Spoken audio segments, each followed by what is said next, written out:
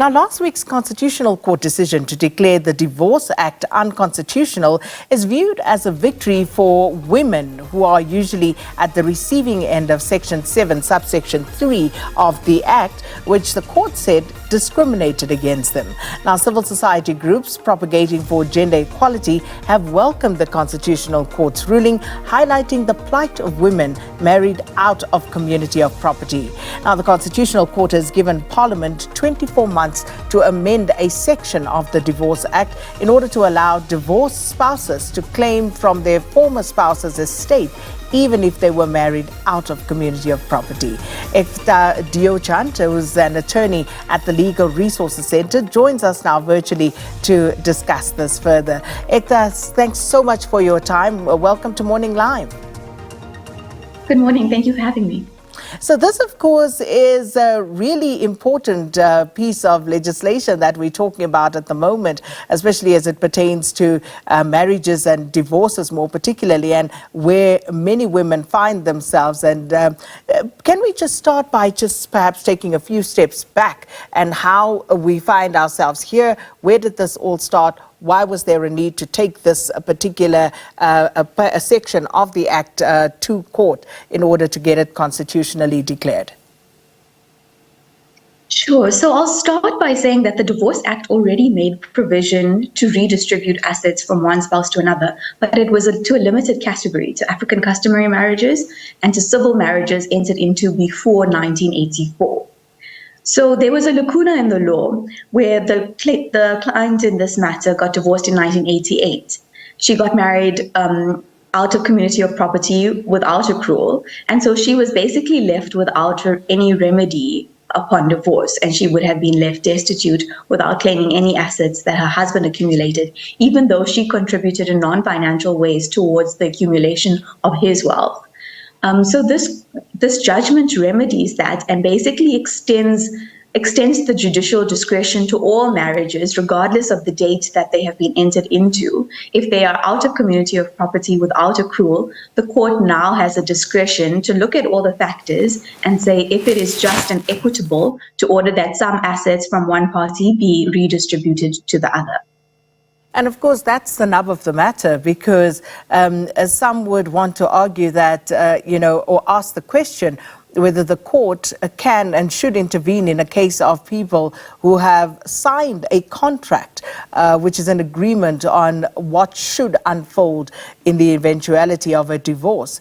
So let's just talk about that, the powers, the discretion that the court has regarding the distribution of assets in this divorce, in a divorce case such as this.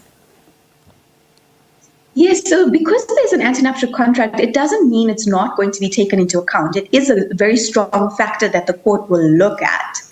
And the court will not automatically make an award. It looks at all the factors of the party, and the court took into account the fact that many women enter into marriages from a lower bargaining position, and that there's an unequal power balance between parties when they enter into a marriage. But besides that, during the course of a marriage, maybe a woman may decide that she needs to stay home and she takes care of the house and gives up her right to accumulate wealth during that period. And also many women stay in marriages where there's domestic abuse because they're afraid to leave because of lack of access to any assets upon divorce. So the court looked at all of these factors that actually show the social reality is that women are mostly affected. And so that this section actually amounted to indirect gender discrimination. And that is why this judgment was made. So, Ektaa, let's just break it down further into layman's terms. What does this mean for those women who were married out of community of property, and what are the dates that are affected as per this particular judgment, etc.? Can we just break it down? Sure. So firstly, if you have already been divorced, unfortunately, the judgment does not apply to any case that has already been finalized.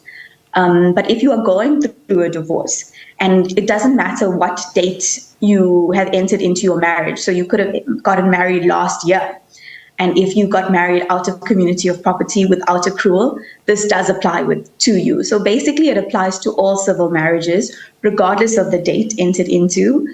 where the court now has this discretion to make this type of award upon divorce.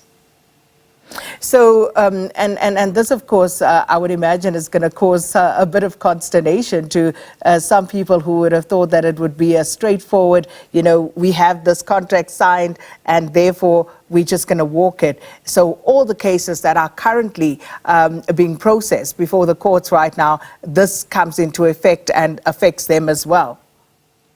Yes, it does. This is going to be very interesting. Yeah. Yes. Do you foresee? But there are other countries that have done this. It's not a new. There's Canada, New Zealand. There are lots of places where court has the overriding discretion to make such an order. Yeah, and as you say, to the benefit of most women who often come into these marriages and, especially the contractual side of it on the back foot. But the Constitutional Court has now given Parliament 24 months to amend that section of the Divorce Act in order to allow the divorced spouses to claim from the former spouse's estate, even if they were married out of community of property. Again, in the interim, what happens then? Because I can just imagine all the toing and froing and people being in disbelief about what has just happened. So what happens in the interim? Yes, so the court made an interim order, basically where it struck out the section of the Act, and that order will apply. It struck out the section that limits it to marriages prior to 1984. So that striking out will apply as the law for the next 24 months.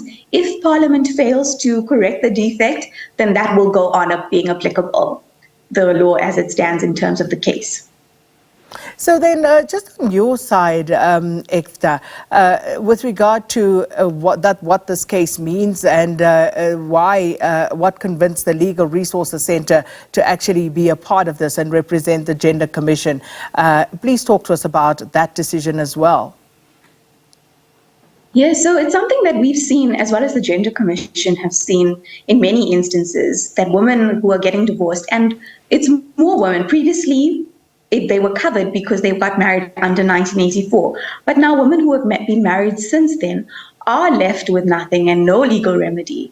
And we've seen it in the clients that come to us, that they have contributed their whole lives to assisting building up their husband's wealth and their husband's estate. But at the end of the marriage, it's just so unjust that they've contributed so much but are not left with any recourse, or they choose to stay in marriages, maybe sometimes abusive marriages, for fear of leaving. So now it basically empowers those women and gives them the option to leave. And it may be difficult at times to access this remedy because you do need to approach a court, but there are law clinics like the LRC, like Legal Aid, like probono.org that actually will provide pro bono legal assistance to women to be able to access courts and access this remedy. And I think you've just touched on something so important there, Ektaa, because the access to legal representation is a huge stumbling block, because we know that legal representation is often very expensive, and the pro bono work, the work being done by the clinics, in terms of the sheer numbers, if you think about 1 in every 2 marriages ending in divorce in this country, one would imagine that there would be a lot of women seeking some form of assistance or a recourse in this instance. Yes, indeed. So you don't necessarily need legal representation in a divorce, but where it does get complicated, it's advisable to get legal representation. And Legal Aid does provide a lot of the bulk, I would say, of pro bono divorce case legal representation.